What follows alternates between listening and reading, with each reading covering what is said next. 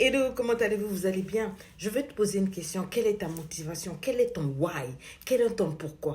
Quel est ton carburant? Qu'est-ce qui te fait bouger? Qu'est-ce qui te tient les tripes au point que tu dises non, this is something that I'm holding on to. Regardez l'histoire de cette dame. Je suis tombée dessus et j'ai dit on doit la partager. Alors voici cette jeune Nigériane qui raconte ceci. Elle dit qu'ils vivent aux États-Unis avec leur père et toute la famille. Et puis bon, je sais pas, elle va pas trop dans les détails pour ça. Apparemment, la maman a eu un problème avec l'administration américaine et ils ont décidé de l'expulser, de la rapatrier. Écris-moi ça, rapatrier. Et donc, qu'est-ce qui se passe? Ils font toutes les dispositions qu'il faut, tout et tout. Et eux, on leur permet d'accompagner la maman jusqu'à l'aéroport.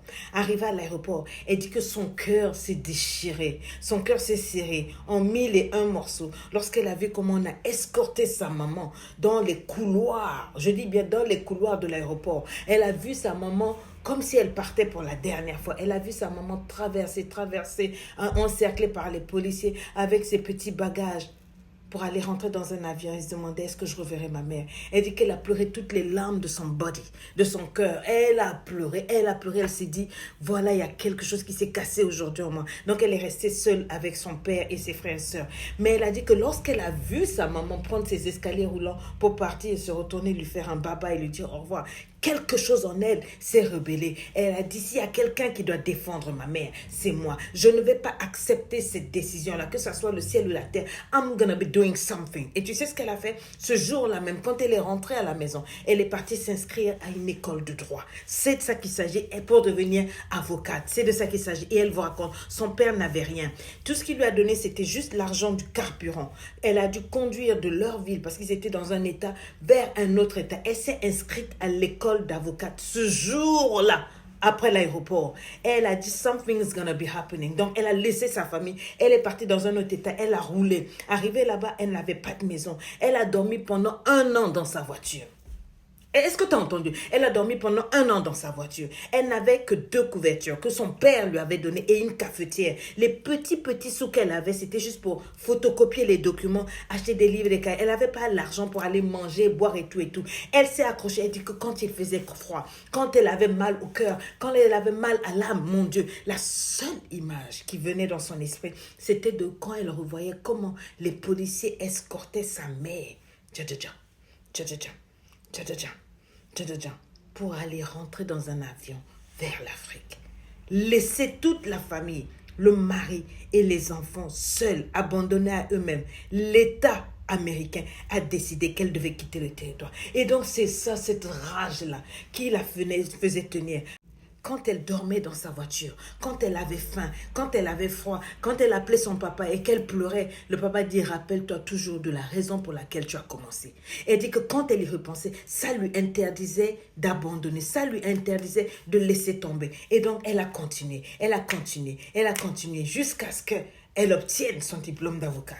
Quand elle a obtenu son diplôme d'avocate, elle a dit, this is 1B. C'est la première partie. Écris-moi ça. C'est la première partie. Elle a pris un avion. Elle est partie au pays. Elle est partie montrer le diplôme à maman. Elle a dit, c'était juste pour te montrer ça. J'ai fait déjà ça. Je pars et je reviens. La maman, ok, no problem. Et donc, elle est partie. Et quand elle est partie triompher, sortir de la masse, se mettre au-dessus du level. Oh, écris-moi ça, level. Elle s'est mise en mode outrecuidante. Yes! C'est de ça qu'il s'agit. Et donc, là-bas, elle a bossé, jusqu'à ouvrir son agence. Quand elle a ouvert son agence, maintenant, là, elle est partie faire reculer le gouvernement d'État américain. C'est de ça qu'il s'agit, baby. Elle a dit, cette loi que vous avez prise pour faire partir ma maman, là, you're gonna scroll it back. Vous allez avaler ça parce que ça, là, je n'ai pas accepté. Est-ce que vous comprenez? Elle a pris la douleur, la souffrance, là. Elle en a fait un carburant. Elle a dit, I'm gonna be challenging you. Je vais vous défier. Ce que vous avez fait là, vous allez reculer. Back off. Et tu sais quoi? Non seulement elle a réussi avec son agence, avec son cabinet, jusqu'à ce qu'elle paye les billets. Elle a pris son père, elle a dit, Daddy, let's go. Allons chercher la maman. Ils sont allés au Nigeria, pas seulement au Nigeria. La maman n'était pas dans la capitale. Elle est partie au fin fond de la ville, là-bas, dans le village. tellement que brisée. Oh my God. La fille est partie prendre maman. It is time. Il est temps pour toi et moi. On repart aux États-Unis d'une manière légale. Ceux qui t'ont humilié, ils vont t'accueillir. Ceux qui t'ont rejeté, ils vont t'accueillir. Avec son père, ils l'ont ramené. Et vous voyez la belle surprise. Regardez les images en dessous. Donc, avec son papa, ils lui tiennent, Cette partie-là m'a fait pleurer. Oh my God. La maman, elle voit son bébé qui est devenu une dame powerful. Ah.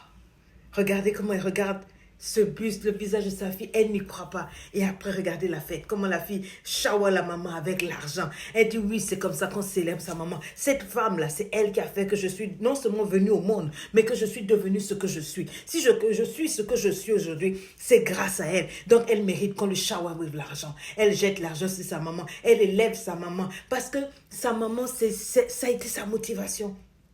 Quand elle n'avait plus rien à croire, elle s'est accrochée à l'image de sa maman. Elle a pensé à la souffrance de sa mère. Et toi, quand ça ne va pas, pourquoi tu baisses simplement les bras? Pourquoi ça ne te propulse pas? Pourquoi ça ne te donne pas un coup de sang, un coup de motivation pour que tu te lèves? Pourquoi tu ne décides pas de faire reculer un peu toutes ces calamités qui s'agrippent à toi? Why? Dis-moi pourquoi. J'espère vraiment, en te partageant cette histoire, que quelque chose va faire un déclic en toi. Je veux que tu te lèves. Je veux que tu définisses ton carburant émotionnel.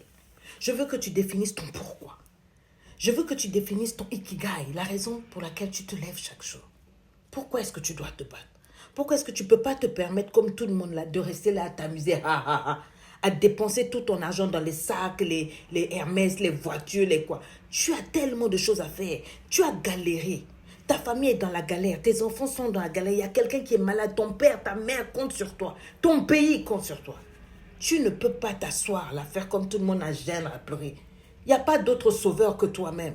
Il faut que tu sauves ta vie. Il faut que tu fasses quelque chose. Il faut que tu pousses. Mais alors que tu pousses les choses. Il y a des moments où il faut défoncer les murs. Elle a osé défoncer le mur du gouvernement américain. C'est chez eux. Ils ont dit que cette femme-là, elle ne vient plus ici. On la chasse. Elle, étrangère, Mwanantsuka, elle se lève. Elle devient avocate. Elle prend votre papier, votre droit là, et elle utilise ça contre vous. Elle ramène ça. Mais c'est ça j'appelle une femme.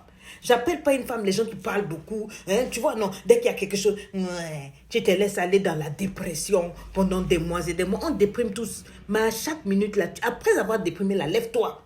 Va faire quelque chose. Va changer ta destinée. On a besoin de toi. Ce monde a besoin de toi. Ta vie a besoin de toi. Ta destinée a besoin de toi. As a matter of fact, tu es en retard.